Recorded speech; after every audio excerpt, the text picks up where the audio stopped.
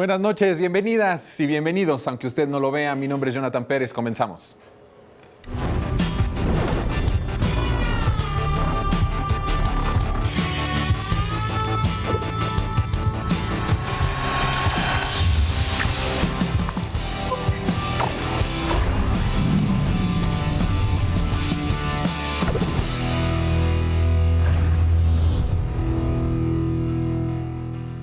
Ya estamos aquí en Aunque Usted No Lo Vea y quiero presentar a los colaboradores de este programa. Empiezo con Jorge Naredo, que está presencial. Querido Jorge. Encantado de estar acá en Foro.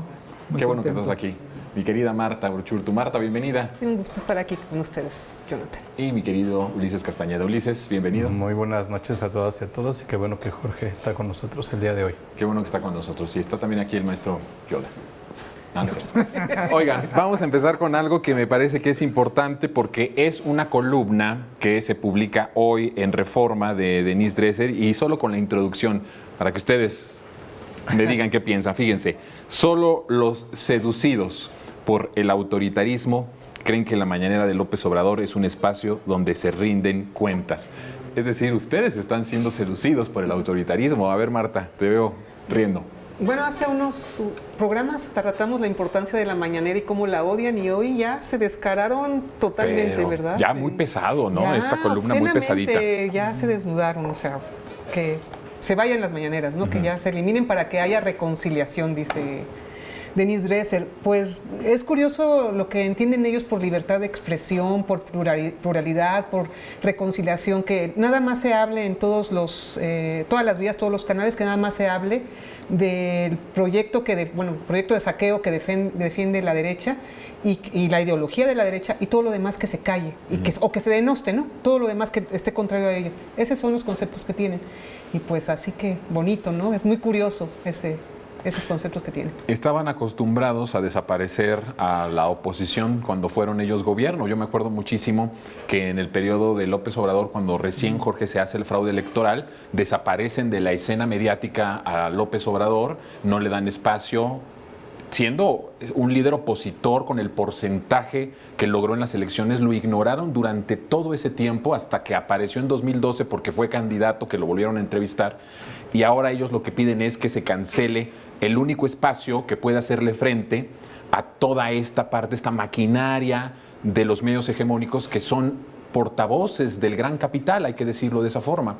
Y entonces quieren, hay otra parte que me parece importante, dice que las personas que aplauden a las mañaneras, a los que defienden, los que dicen la mañanera no se toca, dice, no parecen demócratas, se asemejan demasiado a robespierianos cortando cabezas, estalinistas asesinando disidentes y nazis persiguiendo judíos. Me parece que es hasta una falta de respeto a estos acontecimientos históricos y hacer esa comparación de la mañanera con estas actuaciones en la historia. ¿Cómo ves tú? Sí, es una criminalización de quienes apoyan, quienes ven, quienes escuchan las mañaneras todas las mañanas.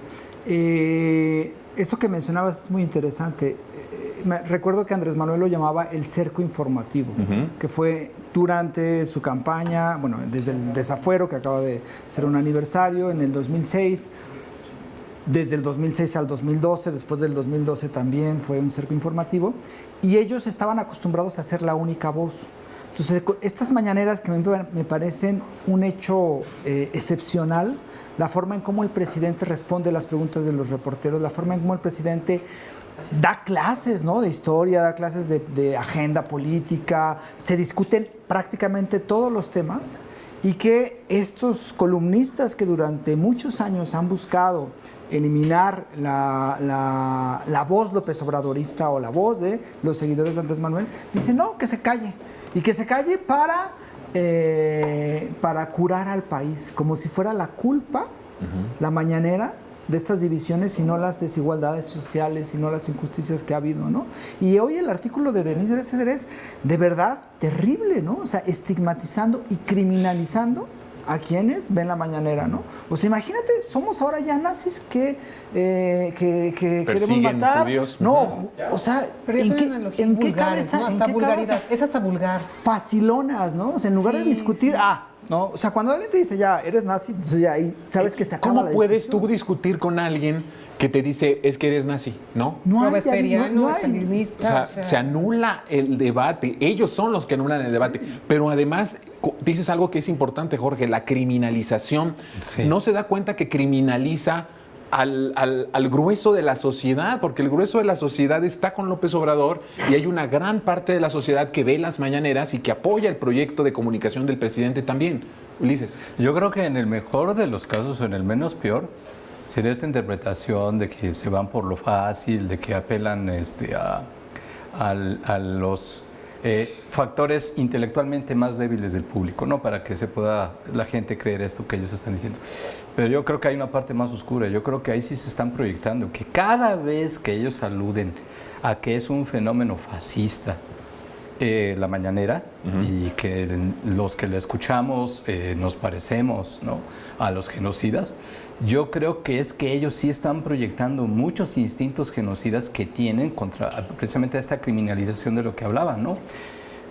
Proyectan esos instintos genocidas que sí sienten o que sí revelan lo que ellos quisieran hacer con nosotros, o sea, con todos los que estamos de parte de la Cuarta Transformación. Creo que ellos sí quisieran hacer un holocausto y sí quisieran hacer Quemarnos una liquidación en la total, como Martín Moreno. El que decía que quemarnos ahí en el Zócalo, ¿no? Martín Moreno es el que expresa más todas estas pulsiones ocultas que se van revelando en lo que dice Denise Dresser, más bien por proyección. Entonces, esa es una parte bien peligrosa, ¿no? Y se empeñan en darle la razón a AMLO de que son unos vulgares, ambiciosos, sin llenadero. Tienen todo el espectro de los medios privados, todo el tiempo. De verdad, el cerco informativo, si no fuera por la mañanera, Sí, seguiría. continúa, ¿eh? Seguiría. No, sí, existe y pero sí quieren existe. todo, no quieren, más bien no quieren que los toquen ni unas 2 horas en la mañana. O sea, no, de lunes a viernes nada más. Es nada. O sea, que los toquen muy poquito en comparación a todo lo que hacen ellos. Eso es una vulgaridad y no tienen llenadero, de verdad, no tienen Esa sí es llenadero. una acción de autoritarismo, ¿no?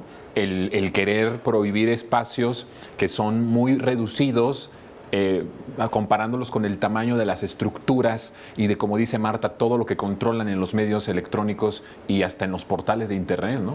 Sí, además ellos se asumen como defensores de la libertad de expresión. O sea, porque lo dijo en un programa, esto también hay que tenerlo en claro, de Carmen Aristegui. O sea, esa parte, Denise Dresser la dice en un programa al principio con Carmen Aristegui, después hoy hace el artículo, pero al final... Allá se lo había dicho a Carmen. A Carmen Aristegui, que ¿Qué ella le- pensaba que debían eliminarse las mañaneras para curar al país, ¿no? ¿Y Carmen Para que- estaba de acuerdo? ¿O? No, Carmen, no sé. Bueno, yo no sé si aplaudió porque nada más lo estaba escuché, llorando, ¿no? estaba feliz. No me aparte dijo es nada. violento porque es una aniquilación simbólica donde empiezan las otras, una aniquilación simbólica de todo aquello que no esté con el pensamiento único y excluyente que ellos manejan, ¿no? Es decir, los medios de la derecha son totalmente autoritarios y fascistas cada vez que atacan al último reducto que hay, que tiene gran audiencia, ¿no? Independientemente de las honrosas excepciones que hay en los medios públicos, incluyendo esta, que son muy pocas, pero quieren acabar con los últimos reductos que hay, que no piensan como ellos y que no permiten que impongan su discurso de manera, repito, autoritaria, totalitaria y con una violencia simbólica terrible. Es que la mañanera ha contribuido además a politizar, concientizar más a la sociedad. Me parece que eso es lo que más les duele en el fondo, que cada que el presidente está en las mañanas puede rendir cuentas, puede enfrentarse a los poderes fácticos, puede dar explicación y hasta puede soportar sus impertinencias de muchos de los que van ahí en nombre del gran capital. Y eso es algo que no les gusta, que el presidente pueda tener ese espacio en donde atiende a todos, literalmente, hasta a ellos mismos, Sí. que además, pues, no van porque no quieren, pero no es porque se les prohíba la entrada, ¿no? Y no han comprendido, o sea, no han podido tener una respuesta a las mañaneras. Pues es decir, la ocultamos, decimos que no decimos nada en nuestros medios, Sí. le damos bola, o sea, no saben todavía, tienen 4 años más, casi 5 años, y no han podido. No esta puede. Porque senadora además hizo una ellos- contramañanera, ¿no? Las ven religiosamente y escuchan religiosamente para ver que le agarran a AMLO y perjudicarlo, tratan eso. Entonces las ven y ya no les queda remedio, no tienen cómo, le dan también audiencia al tratar de atacarlas. Entonces también les dan rating y les gusta en realidad yo creo que son felices con ellas porque no se aburren, los tienen bien ocupados, pero ellos mismos les dan rating, o sea, no, por eso no pueden contra ellas, porque le dan rating al tratar de encontrar algo con que atacar. Lo que pasa es que además la mañanera se convierte en un espacio de muchísima audiencia para ellos también. En sus portales y en todo ponen ahí en vivo y tienen que estar con un minuto a minuto porque saben que ahí está la audiencia y no le pueden competir con ninguna. Imagínense poner a la mañanera, competir, con todo respeto para Fabricio y para Lorenzo. Hola, Fabricio. Que pongan ahí a competir la mañanera con la mesa de Denise Dresser y todos ellos, pues no hay algo que le dé competencia, que le haga competencia a la mañanera. Por eso tienen incluso ellos que promocionarla en sus espacios. Ulises, rápido antes de... Sí, es un mal necesario para ellos tener que promocionarla, aunque también sacan raja, ¿no? También le dan a ellos toda censura, como dice Marta, toda censura es una estrategia de rating. Eso ya es algo bien sabido, ¿no?, en los medios. Bien, pues bueno, vamos a ir a una pausa y regresamos porque tenemos muchos más temas que tratar aquí con nuestros colaboradores.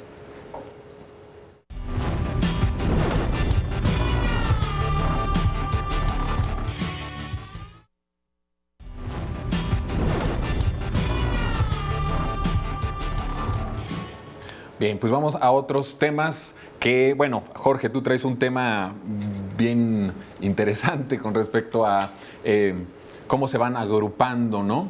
Estas personas que cuando estaban, hablando de Lorenzo, que cuando estaban en este órgano autónomo se decían como paladines de la libertad y la democracia y terminan siendo empleados o trabajando, colaborando con lo peor del periodismo, si es que a eso se le puede llamar periodismo, y que, bueno, es reclutado por Latinus, que es ya a partir de hace unos días colaborador de ese espacio. Sí, pues Lorenzo Córdoba, que era el árbitro de las elecciones, el encargado de organizarlo, quien decía que era independiente, que no tenía ninguna filia, ninguna fobia hacia ningún partido político, hacia ninguna corriente ideológica, pues 2 días después, creo que fueron un día y medio quizá, se presume que es una nueva estrella en el canal Latinus. Un gran activo, dijo Carlos. Un gran activo.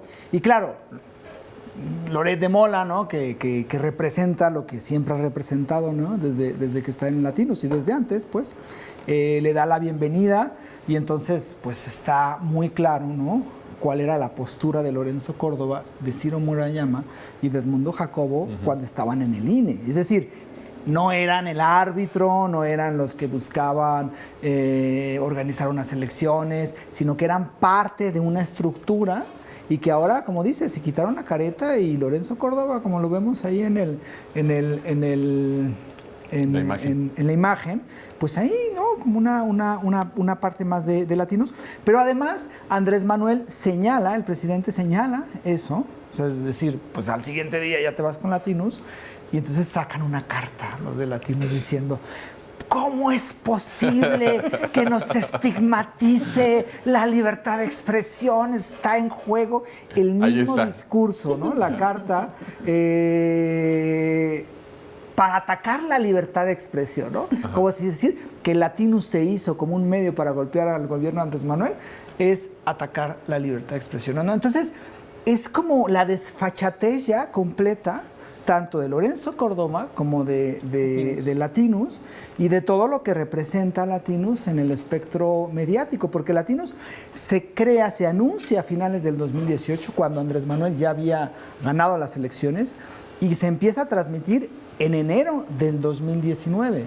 O sea, es el medio que crearon para golpear a Andrés Manuel y sus 2 pilares, que son Broso y Loret de Mola, pues son los que escogieron para ser esos soldados, ¿no?, en contra de Andrés Manuel, ¿no? Y bueno, todo estaría bien de alguna de las cosas que dice ahí, ¿no?, de que dice que están utilizando para atacar, ¿no?, la mañanera, y también ahí meten a Claudia, ¿no?, también sus conferencias para atacarlos a Latinus. Si en realidad Latinus fuera un medio de comunicación, o sea, un proyecto periodístico, pero desde el principio, desde el financiamiento hasta lo que se dice ahí, es un proyecto político. No hay más. Y un proyecto político te tiene que enfrentar de la manera que se tiene que enfrentar, como la enfrenta el presidente. Y también a los medios de comunicación hay que enfrentarlos y hay que hablar de ellos, porque por mucho tiempo se pensó que los medios de comunicación eran intocables y en verdad no son intocables, ¿no? No hay nadie intocable. Aquí hay que hablar de todos, comentar de todos y hay libertad para poder desde las trincheras de cada uno hablar y decir. ¿Qué piensas tú, Marta? Que se siguen empeñando en darle la razón al presidente con las puertas giratorias tan perversas de que están en un sitio y se van al otro en franco conflicto de intereses, porque lo hacen, o sea, y dicen, no tenemos partido, y van y saliéndose directo. Desde el principio, aunque estaban en el poder, se notaba su parcialidad. Pero aquí ya también se desnudan totalmente, y me voy a Latinos, a golpear al presidente más a gusto todavía, sin ninguna careta. Aunque también su careta era bastante grotesca, ni servía bien cuando estaba como árbitro del INE, de la democracia, supuestamente, ¿no? Pero aquí ya, y se empeñan en darle la razón. Georgina, que es el Calderón, todos los que se van a Iberdrola, eso algo tan perverso, muy legal, pero tan perverso, tan poco ético, como es esas puertas giratorias. Y ahora a Latinos. O sea, siguen. Muy bien, y hablando de Iberdrola, mi querido Ulises, tú traes tema de Iberdrola y de todo lo que a partir de esta nacionalización que anuncia el presidente López Obrador, que además, para sorpresa de propios y extraños, el presidente saca este as bajo la manga, compra estas plantas y la narrativa que se ha desatado es risible a partir de esa compra, ¿no?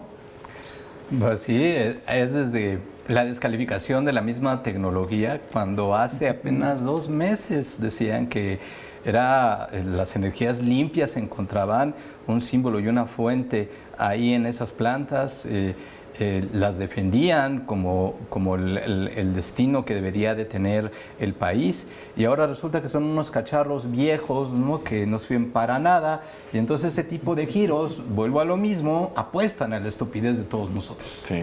Apuestan a los factores más débiles mentales de todas las audiencias aquí en México, el creer que de un día para otro ellos pueden tener un cambio así y que las personas no se van a dar cuenta. Y luego han seguido reforzando las narrativas, se han vuelto de repente cada vez más extrañas, ¿no? Otra cosa que dicen, ¿no?, es que se trata de una señal negativa, dice el Centro de Estudios Económicos del Sector Privado, que es una señal negativa para la economía en el escenario internacional que haya comprado. Y entonces aducen unas cosas muy extrañas, ¿no? Dice, ¿cómo no va a ser una señal negativa para el mercado internacional y para las inversiones si se la pasó hablando mal de Iberdrola antes de comprarla? Digo, perdón, pero a cualquier estratega de negocios, ¿qué le va a andar importando lo que pudo haber dicho políticamente en otras condiciones el gobierno de México antes de hacer esta inversión y de hacer este negocio? Y luego lo que dicen es que va a ahuyentar el nearshoring. Perdón, pero el nearshoring es un fenómeno en donde alguien viene e invierte. O sea, ¿por qué va a ahuyentar el nearshoring? ¿Por qué los que pretenden hacer un nearshoring aquí en México van a quedar escaldados por la compra? No tiene ningún sentido. Entonces, ahora Felipe Calderón y el hijo de Felipe Calderón, como esta es su obra, como ellos estuvieron ahí para entregarle a la iniciativa privada la energía del país y los grandes negocios que ahora se vienen cayendo, ¿no?, están desesperados por desacreditar todo este gran negocio y esta estrategia, y que ya por último, pues lo podemos decir de alguna manera, ¿no? ¿Cómo queda el Poder Judicial, que era el último bastión, que iba a echar todos los amparos, los iba a acreditar, iba a echar para atrás todo lo de la ley secundaria eléctrica? Y ahora dice Andrés Manuel López Obrador, bueno, pues si así se va a poner el Poder Judicial y la Suprema Corte de Justicia, ¿hasta dónde pueden llegar estos conflictos?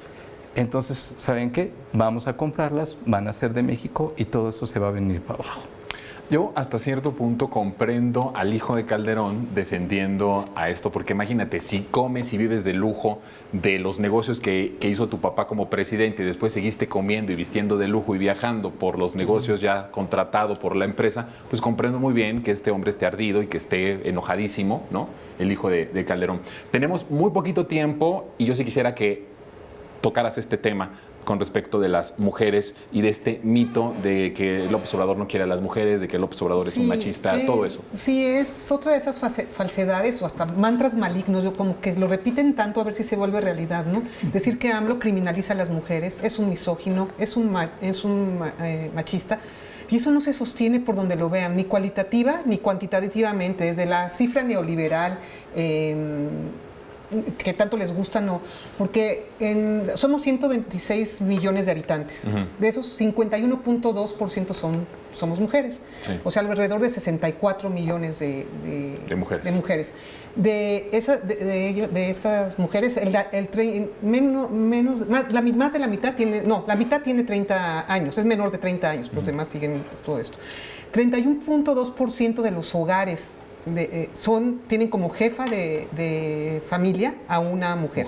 La expectativa de las mujeres es de 80 años al nacer, en comparación del 76 que tienen los hombres. Entonces, a todas ellas les toca una parte muy importante de la política social de AMLO.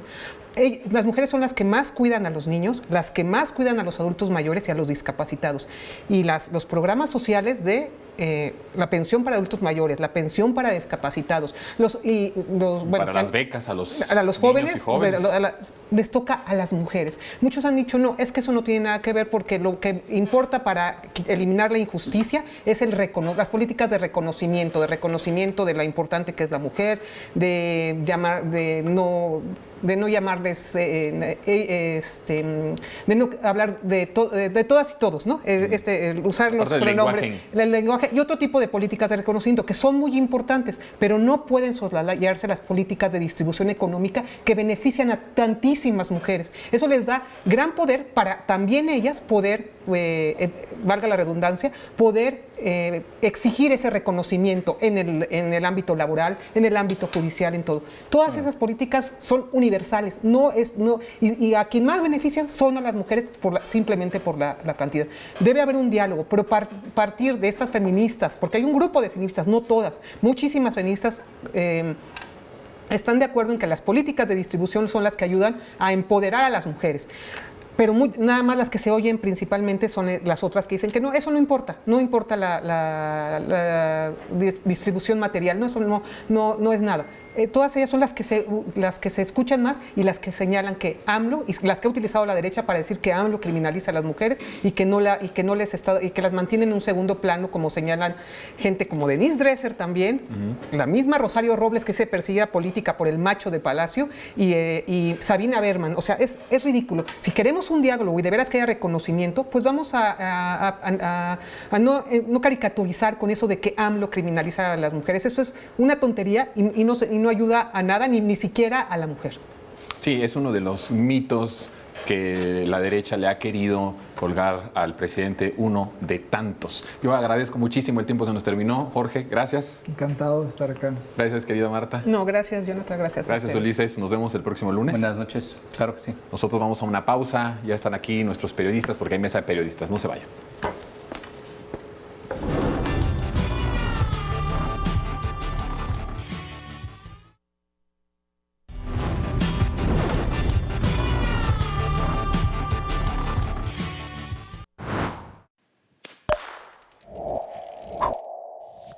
La Casa Blanca y el Pentágono batearon las expectativas de representantes y senadores republicanos a fin de que el presidente Joe Biden apoye una iniciativa de ley para autorizar el uso de la fuerza contra los cárteles mexicanos y su designación como organizaciones terroristas foráneas. Hay un grupo de republicanos en la Cámara y en el Senado que se han dado cuenta que con esto, por un lado, pueden arrinconar al presidente Biden por ser débil en materia de seguridad nacional fronteriza con México. Dos, porque les puede generar réditos políticos camino al 2024. There is no more evil force on the planet than Mexican drug cartels. The terrorist war and danger. Because fentanyl is a weapon of mass destruction. Weapons of mass destruction. September the 11th. There's an ISIS cell in Mexico, or an Al-Qaeda cell. Terrorists, Al-Qaeda, terrorists, nuclear weapons, terrorists. La realidad es que tenemos un mercado para la droga en Estados Unidos enorme, sin duda, y en eso el presidente López Obrador tiene razón, como tenemos un mercado para las armas en México. Y lo que realmente va a mover la aguja al final del día, Gaby, es primero que Estados Unidos haga más por reducir problemas de demanda de consumo en Estados Unidos. Dos, reducir significativamente el tráfico de armas del territorio estadounidense a México. We have a narco state in Mexico. Yo quisiera preguntarle si se consume fentanilo en Estados Unidos. ¿Sí o no? Mr. President, fentanyl is consumed in the United States. 11,000 pounds of fentanyl was seized at the southern border. It's produced in your country. ¿Ratifica usted que aquí en México no se produce fentanilo, señor presidente? No, es que es una materia prima que se trae de Asia. And the first problem we got to come to grips with is that the labs operate openly in Mexico and you're doing nothing about it. Aquí tenemos cómo se complementa el despliegue de la Guardia Nacional para la atención de la seguridad pública con los efectivos del Ejército que también realizan actividades de esta naturaleza. Y acá tenemos lo que llevamos en toda la administración, 1,421 laboratorios. Toda la lucha contra el fentanilo en México ha costado 1,791 vidas. Las últimas, desgraciadamente, cuando fue la aprehensión de Ovidio Guzmán. La tercera, sí, los que distribuyen el fentanilo en Estados Unidos son mexicanos o estadounidenses. Mr. President, the fentanyl distribution network in the United States involves Mexican drug cartels. El 86% de los presos por fentanilo en Estados Unidos son estadounidenses. The product is primarily coming from your country. Nosotros no producimos fentanilo. El 75% del fentanilo que consumen en Estados Unidos llega por Estados Unidos y por Canadá. You can't buy a weapon commercially unless the person has a firearms license. I'm here to open up an account. Okay, what type of account would you? I want the account where I can get the free gun. Okay. I'd spotted an ad in the local Michigan paper that said if you opened an account at North Bank, the bank would give you a gun. A box of 270s. Tenemos dos demandas en curso, una contra la industria de armamentos por negligencia, porque están produciendo armas para el sector claramente asociado al narcotráfico. Que me diga qué programas tienen para apoyar a los jóvenes en Estados Unidos con el propósito de que no consuman droga. ¿Qué están haciendo? Si están garantizando a los jóvenes en Estados Unidos el derecho al estudio y el derecho al trabajo. We're spending millions of dollars trying to educate people about the dangers of drugs, particularly fentanyl. Para hallar fentanilo es tan sencillo. Puedes llamar a estudiantes en la escuela, en el parque, en la calle. Durante el primer fin de semana de junio, el mes de la concientización contra la violencia armada, ocurrió una serie de tiroteos masivos, como este en Filadelfia, que dejó muertos y más de 11 heridos. También se reportaron otros tiroteos masivos, desde Arizona con un muerto y 8 heridos, hasta Carolina del Sur, donde menores fueron alcanzados por las balas. Y en la capital del país, decenas de estudiantes con chalecos antibalas protestaron frente al Congreso exigiendo un alto a las armas. Que volvió a suceder, un nuevo tiroteo se registró en una escuela de Estados Unidos. Aquí además padecimos de que se hizo un convenio entre gobiernos para introducir armas a México de manera clandestina. El operativo Rápido y Furioso. Quienes habrían estado implicados y quienes tendrían responsabilidad de dar autorización al Buró de Alcohol, Tabaco y Drogas para que estos desarrollen el plan Rápido y Furioso. Was the program run out of the Department of Justice? It allowed hundreds of guns to be intentionally trafficked across the border into Mexico. At what point did the State Department learn of Operation Fast and Furious? My recollection is that I learned about it from the press. From the press. Eso es una mentira. Jamás permitiremos que violen nuestra soberanía y pisoteen la dignidad de nuestra patria. Pero lo más importante es que desde aquí, desde este Zócalo, corazón político y cultural de México, le recordamos a esos políticos hipócritas e irresponsables que México es un país independiente y libre, no una colonia ni un protectorado de Estados Unidos. Intervencionismo, no, soberanía. ¡Viva México! ¡Viva México! ¡Viva México!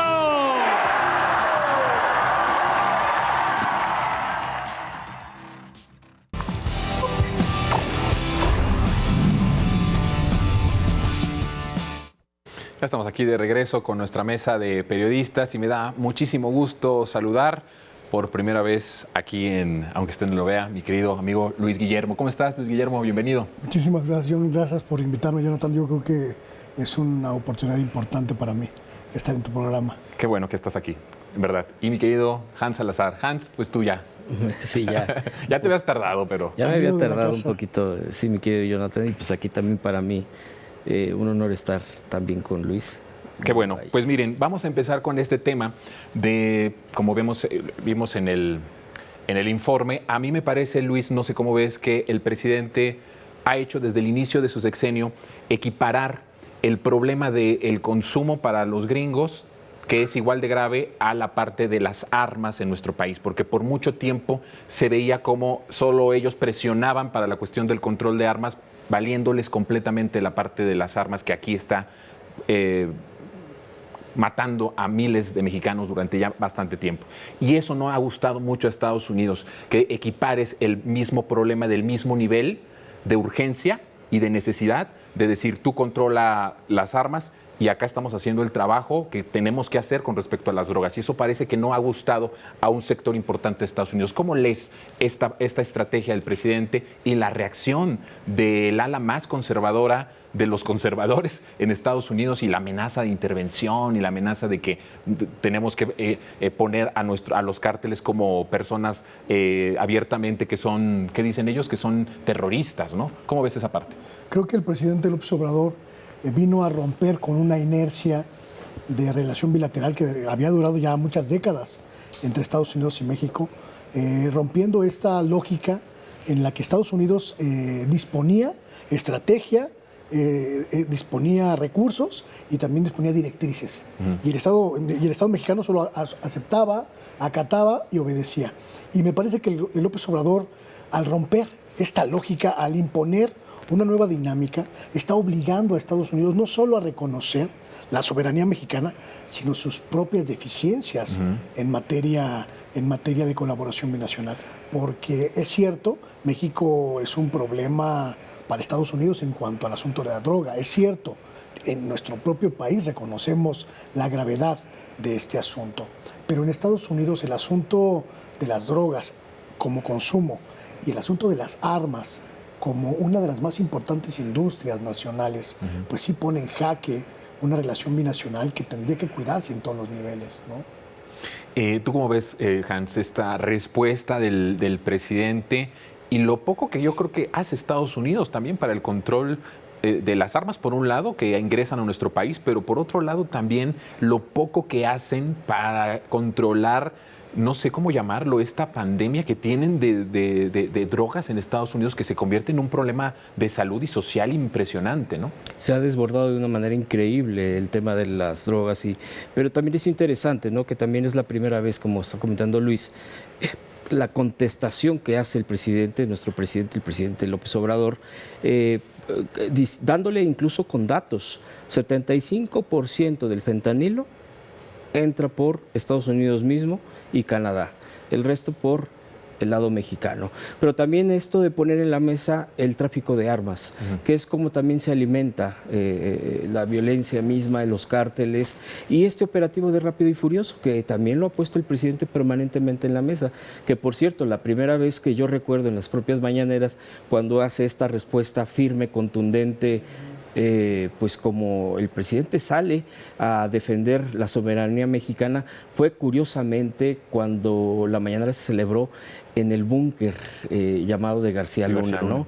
Y fue ahí donde creo que también representa esa respuesta, porque pues, García Luna, la relación con Estados Unidos, el permitir también todo las agencias, la DEA principalmente, ¿no? En el tema de la droga, que FBI, que estaban metidos de una manera sin límites. Tenían incluso, bueno, se ha comentado que en algunos operativos se ha reconocido que hasta los vestían de marinos en sexenios pasados. Entonces, bueno, pues hay varios temas ahí, varios aspectos, y que hoy el presidente López Obrador dice no, cooperación sí, pero con reglas claras y no como un patio trasero. Ese trato incluso con las agencias de seguridad, Luis, llama mucho la atención, ¿no? Porque además el presidente ha ligado todo esto con lo de García Luna, ¿no? De decir, a ver, la DEA, ¿dónde estabas? ¿Por qué no te enteraste, no? O si te enteraste, ¿por qué no hiciste nada con respecto al manejo de un secretario abiertamente narco y de un presidente abiertamente también narco? ¿Cómo ves esa parte de la respuesta y qué gana Estados Unidos con echar la culpa a México con respecto a la crisis de salud que tienen en el tema de las drogas? Creo que los gobiernos de Estados Unidos no se habían enfrentado a un gobierno mexicano tan soberano y tan patriota como el del presidente López Obrador. O sea, venimos de prácticamente 12 años donde el principal instrumento de colaboración binacional, Jonathan, era la Iniciativa Mérida. ¿Qué era la Iniciativa Mérida? Un traslado prácticamente total de la coordinación de seguridad nacional a Estados Unidos. La PGR en su momento, hoy Fiscalía, los tribunales, las estructuras de seguridad respondían a las lógicas del Departamento de Estado, del FBI, de la DEA y de la CIA. Y siempre obedeciendo, en ningún momento marcando una pauta que le permitiera al gobierno mexicano tener el mínimo control. Estados Unidos disponía de instrumentos, de armamentos, de tecnología, de personal para hacer en México lo que se le pegara la gana. La respuesta de López Obrador, desmantelar esa estructura, fue lo primero que hizo en su gobierno, decir, se acaba la Iniciativa Mérida y vamos a establecer una nueva directriz. ¿Qué es esa nueva directriz? Quitarle la venda de hipocresía a Estados Unidos. Sí, en México hay muchos problemas, pero en Estados Unidos no se hacen cargo de sus gravísimos problemas, y el asunto de las armas en una economía como la estadounidense, una economía de guerra, donde la industria del armamento es una de las principales aportadoras, no solo de las campañas, sino de la economía en sí misma, pues es prácticamente quitarle la venda de los ojos a todo el pueblo de Estados Unidos, ¿no? ¿Tú cómo ves, Hans, esta parte? Sí, y además la forma de responder, reitero ahí en este punto, del presidente López Obrador, de decir, bueno, vamos, porque allá en Estados Unidos hay, de acuerdo incluso a los cálculos del propio presidente, no solo hay 30 millones, hay 40 millones de migrantes, ¿no? Entonces, vamos hacia el tema que también ustedes en lo que están, dice el presidente en sus propias palabras, la politiquería, que es precisamente agarrarse de ese, y agarrarnos de los señalados, los acusados. Bueno, recordemos que antes era precisamente la certificación famosa que hacía el gobierno estadounidense. O sea, certificaba si habías hecho bien la tarea o si no, la famosa estrellita. Pero bueno, ahora con el presidente López Obrador, además respondiendo con el tema de los migrantes, caray, eso no había sido, bueno, cuando ahí sube de tono el presidente. Cuando yo leí en un medio, La Jornada, que decía, los republicanos dicen que por qué se anda metiendo en su política interna el presidente mexicano, dije, caray, aquí cambiaron ya las cosas. O sea, fue un movimiento, me parece que contundente, hasta cierto punto arriesgado, no lo sé, quizá, o audaz, quizá, porque también no habíamos visto algo así, ¿no? Yo creo que, y bueno, los panistas, por ejemplo, la oposición misma, en lugar de agarrar, bueno, ya sabíamos cómo iba también el tema con ellos, ¿no? El propio Marco Cortés, el presidente del PAN, por poner un ejemplo, dice, no, pues si lo que debería de hacer es decirle, me voy a alinear a lo que diga la DEA, señor presidente. Que además eso de la alineación no significó que la estrategia fuera mejor, al contrario, sumó muchos más muertos y mucha más sangre en nuestro país cuando ellos controlaban la política de seguridad de nuestro país, que como tú bien desglosaste, Luis, no es... poco tenía o poca intervención había de los presidentes mexicanos hacia lo que ellos dirigían, a lo que ellos imponían en nuestro país. Es un gran tema, pero hay otro que también quiero abordar con ustedes, aprovechando que los tengo aquí. Vemos un video más y regresamos. Claro que sí.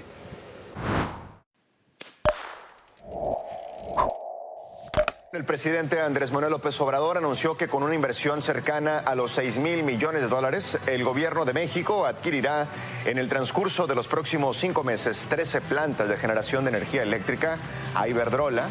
Cansada de todos los ataques del gobierno mexicano, decide deshacerse del 80% de sus activos en México. Es una Iberdrola disminuida, con una deuda de 45,000 millones de euros, que ha vendido el 49% de sus plantas en varias partes del mundo. Es una nueva nacionalización de la industria eléctrica.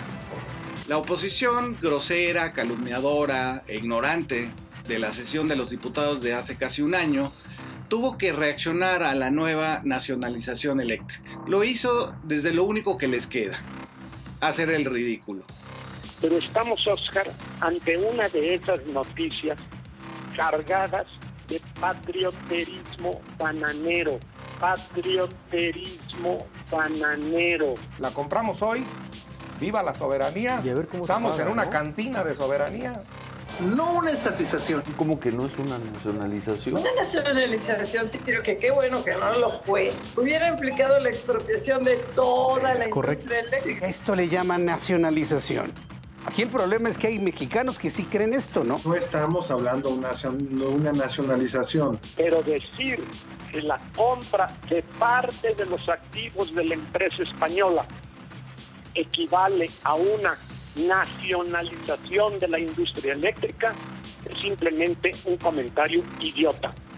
La compra de las 13 plantas generadoras de energía eléctrica a la empresa española Iberdrola se da en un contexto de recuperación del sector energético, una de las principales prioridades del gobierno del presidente López Obrador, luego de que por décadas los gobiernos neoliberales priorizaran la entrega de los bienes nacionales a privados. No se puede entender esta adquisición de 13 plantas de Iberdrola sin el contexto. Para eso requerimos un poquitito de números. ¿Cuál es el contexto? Que a partir del año 2000, en el sexenio de Vicente Fox, se permite a privados, violando el artículo 27 constitucional vigente hasta diciembre de 2013, la generación de energía eléctrica. Y estos privados son principalmente extranjeros. Entonces, hasta antes de la reforma energética, violando el artículo 27 constitucional, sin que hubiera jueces ni ministros de la Suprema que pararan esta violación abierta y flagrante al artículo 27 constitucional, sin que hubieran paros, nos encontramos con la situación que antes de la reforma energética, Comisión Federal de Electricidad ya solamente estaba generando el 63% de la energía eléctrica en este país. Y fue en el sexenio de Felipe Calderón que Iberdrola se convirtió en la empresa dominante del sector eléctrico, provocando que la iniciativa privada mantuviera el 61% de la generación de energía del país y la Comisión Federal de Electricidad apenas el 39%. Para 2014, la empresa ya era la principal productora privada de energía eléctrica de México. Todo esto ahora se sabe en perjuicio del sistema eléctrico nacional y de las arcas mexicanas. Ante este panorama, el gobierno del presidente López Obrador planteó desde 2018 un cambio de rumbo en la política energética de México. Consistió fundamentalmente en rescatar a Petróleos Mexicanos y la Comisión Federal de Electricidad.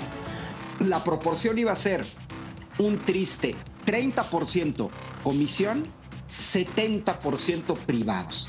Y al final de la década, 15% comisión, 85% privados. Si tú controlas el 70% del mercado, eres tú quien va a fijar los precios. Claro que los señores de Iberdrola se sentían los dueños de la industria eléctrica nacional. No nos debe de sorprender, Azul.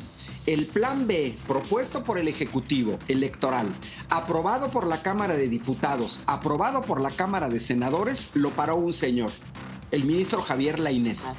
Y las medidas de la ley de la industria eléctrica fueron paradas por 2 jueces.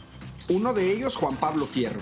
Entonces, cada vez que el Estado mexicano quería aplicar normas de la ley de la industria eléctrica, por ejemplo, que Iberdrola pagara las tarifas justas de porteo o que Iberdrola se hiciera cargo de las plantas de respaldo para resolver el problema de la intermitencia de parques fotovoltaicos y parques eólicos, entraban los amparos.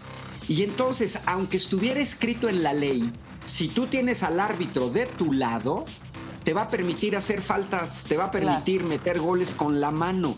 Entonces estábamos en un impas. Esta medida muy inteligente del presidente rompe ese impas porque sin cambios legales, mira, deja totalmente desarmada a la oposición. A menudo le sucede esto a la oposición. Dan argumentos contradictorios.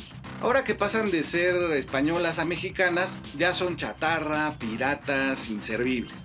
¿Está comprando chatarra? Pues no son nuevas. Son plantas viejas. Vendió plantas de ciclo combinado de las que de todas maneras ya se quiere salir. Obsoletos y contaminantes. Si fuera chatarra azul, Iberdrola no estaría en el negocio.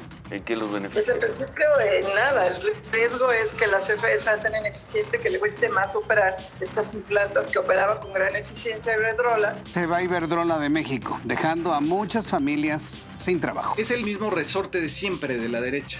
Si es extranjero, es mejor. Bueno, pues este tema, Luis, impresionante el cambio de postura de la oposición y de la comentocracia ante estos hechos, ¿no? En principio, pobrecitos españoles, ¿no? Pobrecitos de las empresas españolas y sobre todo pobrecita de Iberdrola, ¿no? Y por otro lado, el que en cuanto pasan a la CFE ya son contaminantes, porque mientras seguían con Iberdrola no había críticas de eso, ¿no? ¿Cómo ves estas narrativas, esta manera de hacer pensar que cada cosa que hace el presidente o es una cosa idiota o no vale la pena o no es lo que dice? ¿Cómo ves? Me parece que el punto de esta decisión del presidente López Obrador en materia eléctrica, Jonathan, pone en jaque los intereses de un gran conglomerado de empresas privadas que habían ocupado, como escuchamos hace unos momentos, una gran parte de este gran pastel llamado industria eléctrica mexicana para su beneficio propio. Y me parece que la decisión de López Obrador no solo rompe con esta estrategia que durante las últimas 2 décadas vimos, que era el desmantelamiento de la industria eléctrica nacional, sino también revierte la intención que era prácticamente acabar con la Comisión Federal de Electricidad.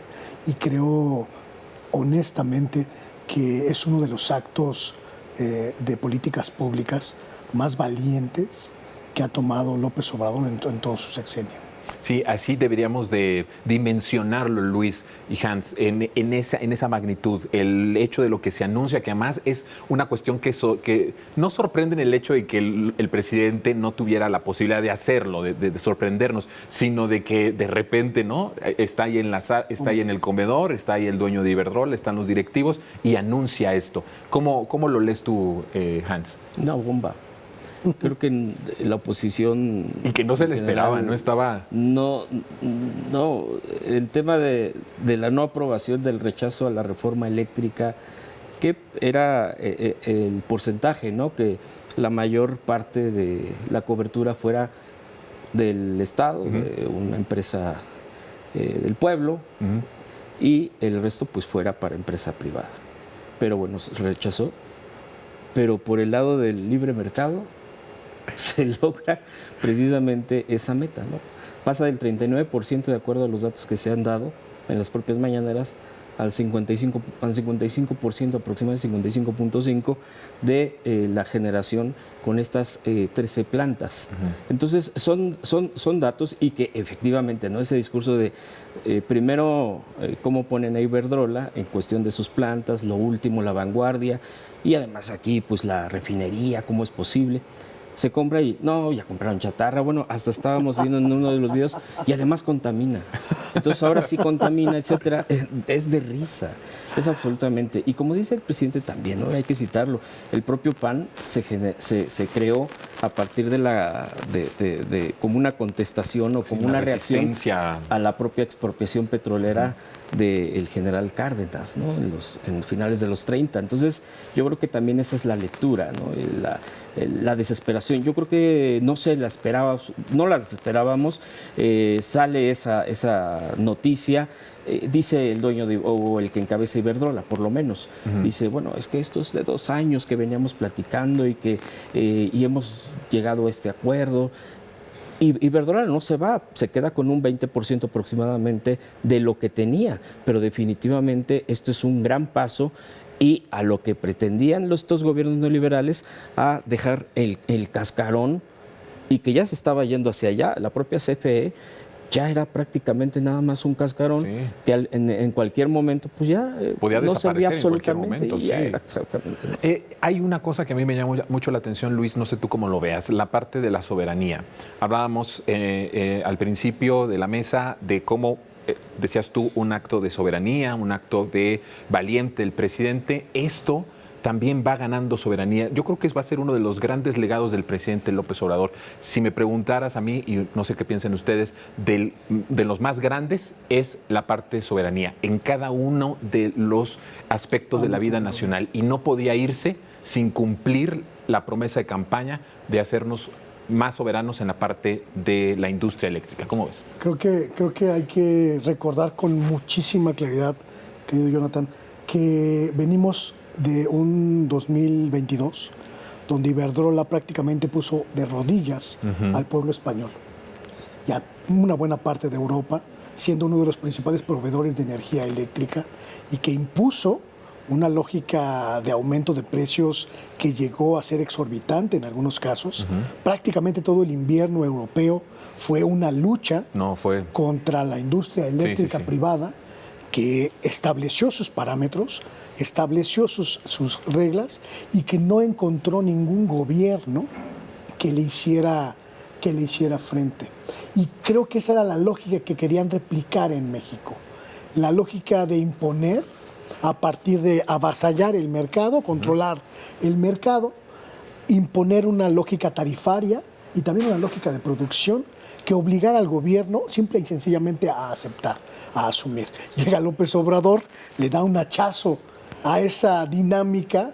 Durante 2 años se dedicó abiertamente a confrontarse con ese poderosísimo gigante eléctrico internacional, y hoy prácticamente lo echa del país con una compra que para muchos, en Europa sobre todo, es una verdadera obra de desafío del gobierno mexicano. Pero además lo hace con una diplomacia el presidente, ¿no?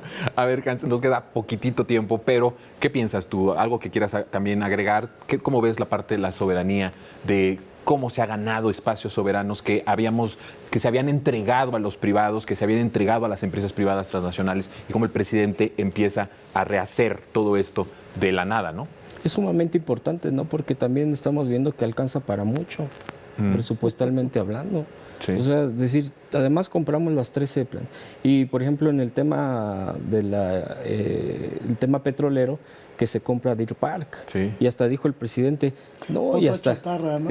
otra chatarra que en un principio habían dicho. Ya es, y que ahorita ya se, las utilidades así es, tremendas. y que ahorita ya se pagó. Y hasta dijo el presidente, ¿cómo no compramos más? ¿No? O sea, entre en broma y en serio. Es un tema que estos de Anaya, panistas, dicen, no, es que el tema son los autos eléctricos, y el tema es cuando realmente es inalcanzable, y la propia pandemia vino a demostrar esa bandera que traen de las energías limpias y todo esto, pero que tiene que ver con una lógica, por supuesto, netamente empresarial, pero ¡pum! Con esto, ¿cuál?